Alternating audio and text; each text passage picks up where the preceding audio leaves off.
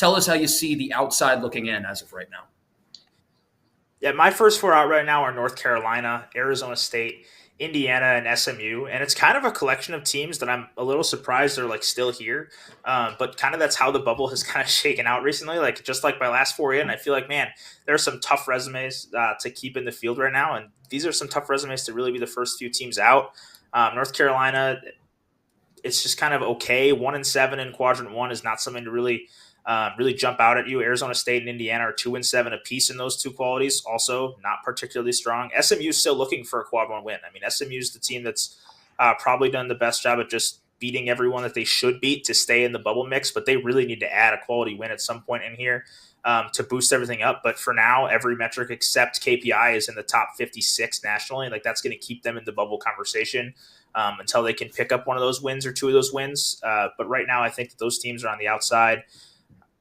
You can make an argument for any of them, I think, being over an Ohio State or a Wake Forest or a UCF right now, just because I think these resumes are all really close and lacking quality. But that's what it is at this point in the year. As I mentioned earlier, like it's January 27th. We're in the thick of conference play now. Every game is a high leverage opportunity for a lot of teams.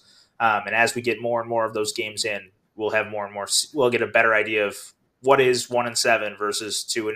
That kind of stuff. We'll get a better clip. A clearer picture as we go on.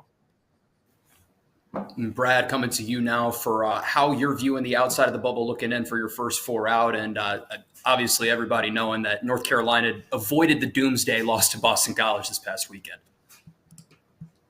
Yeah, my first four out are very similar to Lucas's, with Arizona State, Indiana, and North Carolina. The other one of my four teams is Wake Forest, who is my first team out. I had them in my field on Friday. So things changed because they got jumped, I feel like. And their numbers, when I look at these four teams that I kept out of the field, this is the reason why I did it. So number one with Wake Forest, 1-5 Q1. Arizona State, 2-7 Q1. Indiana, 2-7 Q1. North Carolina, 1-7 Q1. Just terrible numbers against quad one opponents. All of them are also under 500 against quad one and two opponents. Now, the thing with Wake Forest, and I think this was just the finishing touch as to why I kept them out. You take a look at who Wake Forest played in their non-conference strength of schedule and their guarantee games. They play teams that have a net of 317, 332, 349, 351, and 362.